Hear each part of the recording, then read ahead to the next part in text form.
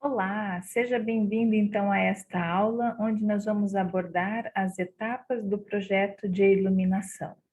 Então vamos dar uma olhada, né, no que a gente pode estar trazendo aí de informação para que a gente possa olhar os projetos de forma diferente, né? Existem algumas etapas macros, né, que eu trouxe aqui na verdade, mas vale fazer uma ressalva para que para cada etapa delas, né, exige um determinado certo tipo, vamos dizer assim, de protocolo, de pequenas atividades que a gente precisa para cumprir cada uma dessas etapas macro, né? Então, a gente tem num primeiro momento, assim como qualquer projeto de arquitetura, de engenharia ou de design de interiores, a gente tem a entrevista com o cliente do ponto de vista do projeto de iluminação. O que ele espera do projeto de iluminação? O que ele gosta, o que ele não gosta? É onde a gente vai começar a entender as particularidades de cada cliente, de cada usuário, né? Então, muitas vezes as pessoas acham que um projeto residencial é um projeto simples de fazer e não é. É tão complexo quanto outro tipo de projeto de iluminação, porque envolve mais usuários na maioria das vezes. E a gente precisa entender qual é a função daquele espaço para quem vai usar, tá? Do ponto de vista da iluminação, porque nem sempre a minha quantidade de luz é a quantidade de luz que aquela pessoa precisa. Aí você deve estar se perguntando, mas para isso existe a norma. Sim, existe a norma, só que a norma ela é norteadora. Ela não sabe as características do meu cliente.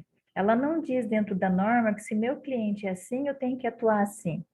Quem vai fazer essa leitura e essa interpretação somos nós. Mas sim, a norma nos dá pelo menos o mínimo que a gente, né, pode estar trabalhando. Menos que isso a gente já está errado, tá? Então a norma nesse sentido nos ajuda a pelo menos nos dizer isto daqui é o mínimo. Mais do que isso você pode, lógico, utilizando o bom senso, né? Ok.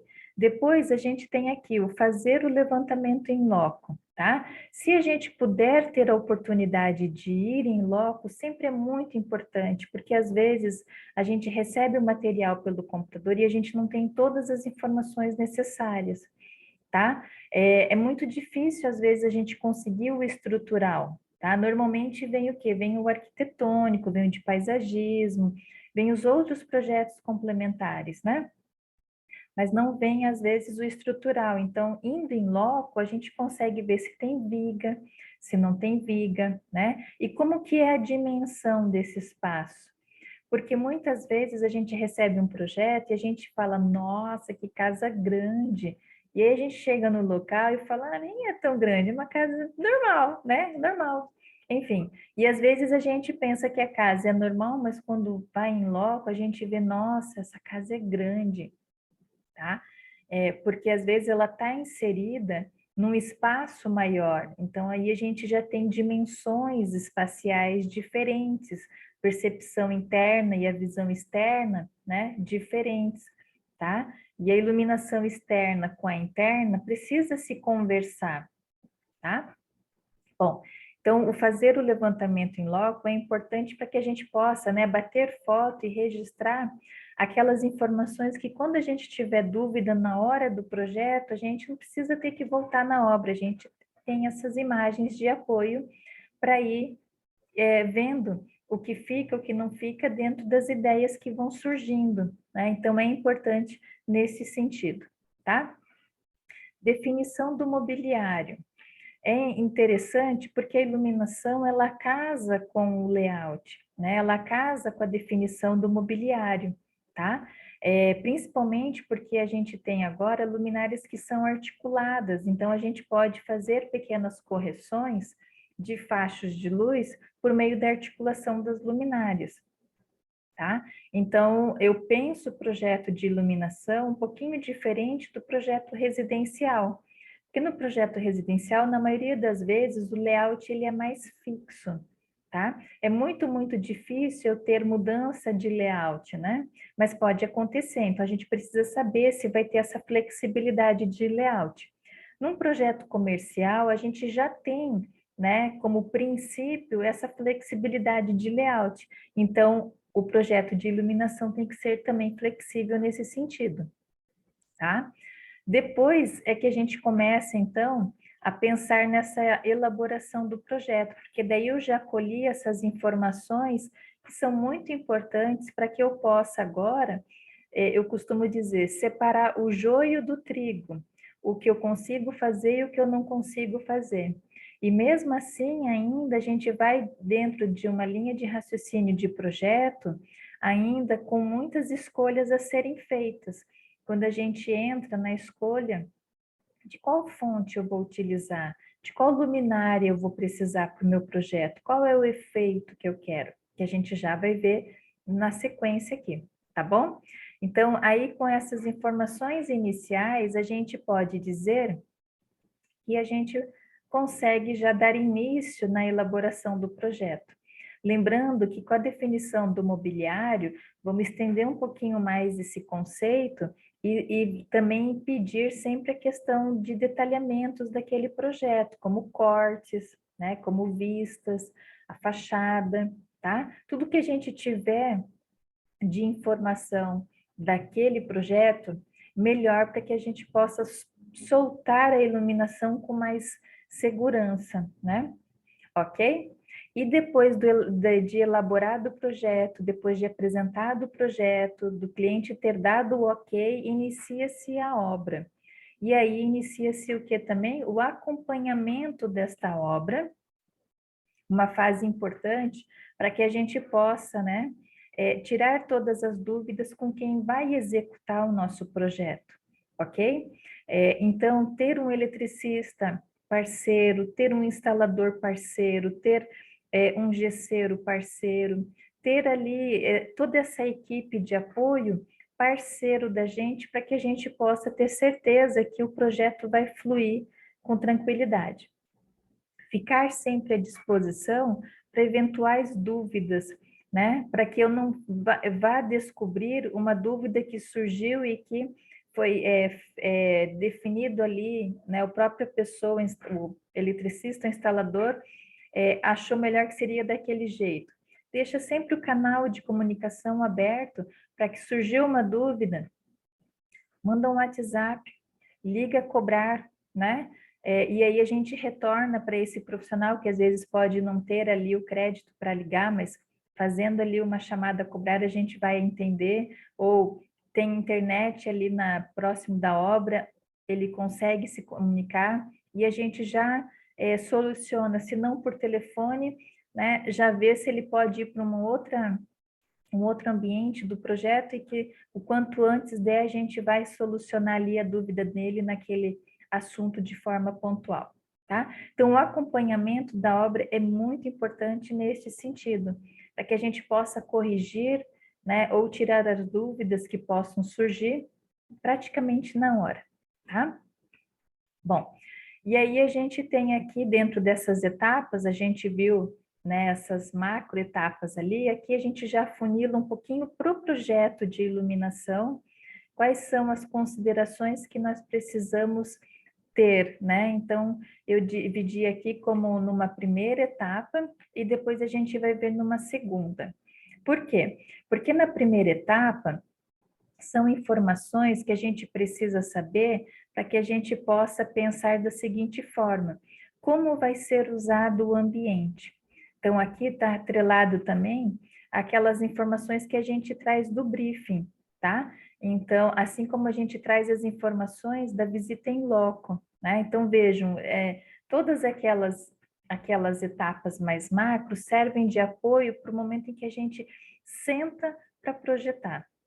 Então, eu preciso ter muito claro as dimensões desse ambiente, porque se eu precisar fazer algum cálculo para atingir a quantidade mínima de iluminação, eu preciso ter essas informações, tá? Então, são as características do ambiente que eu pego lá da visita em loco na maioria das vezes, né?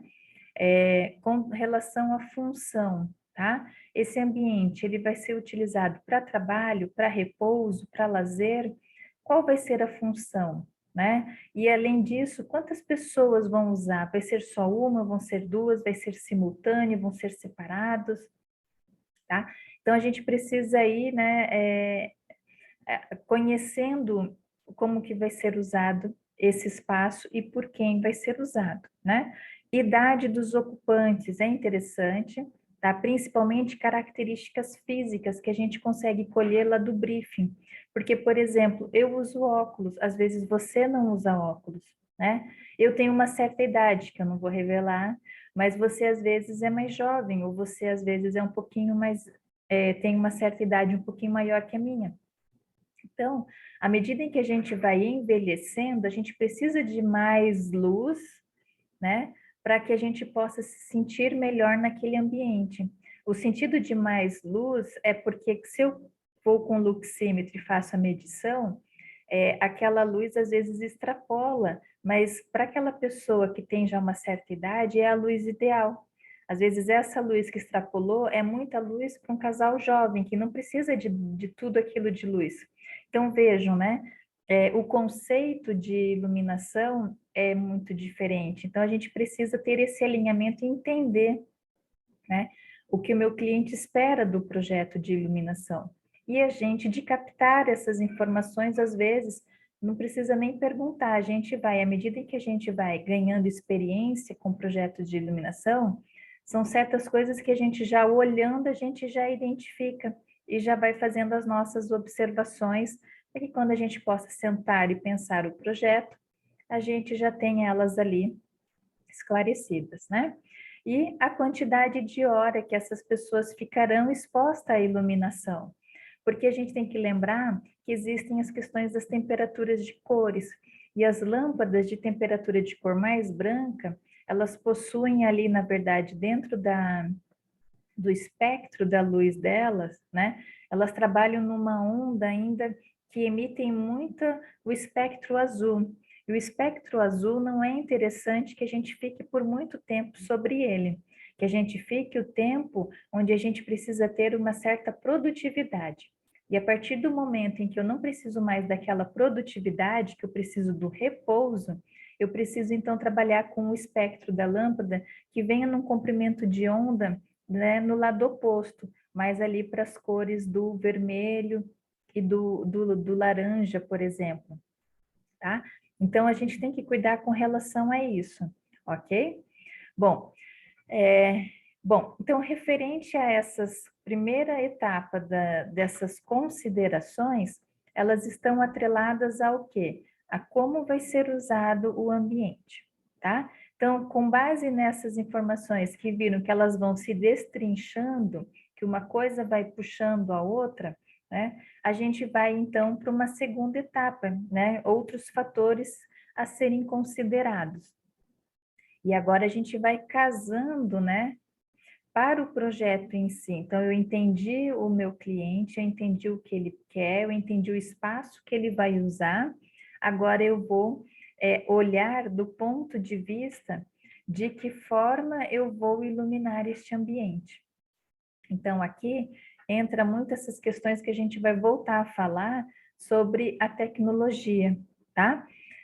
Que é no módulo, nas próximas aulas, ok? Bom, então, aqui nesta etapa que diz em relação aos fatores a serem considerados, ou seja, de que forma eu vou iluminar este ambiente, vejam o que a gente precisa se atentar, né?